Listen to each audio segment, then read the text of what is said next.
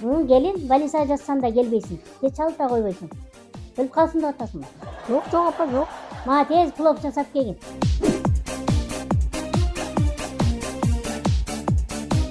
Не тузу жок? Үй апа шашып унутуп калыптырмын да. Башыңды унутуп калсаң болмок, башына. Кана ичиңди тосчу. Жасап келген тамакты жөн эле иче бербейби? Не ичиңде сүйлөнүп атасың? Мен эмес апа, ал небереңиз да. Неберең сен айтканың кылат да, мен билбейт дейсиңби? Жаш, укаң мен жок, тузу жок, байындар тартпай эле койгулачы, адамдын авторитетин деп. Актив түшсө түшсүн, авторитет түшпөсүн. Тур жоголгула.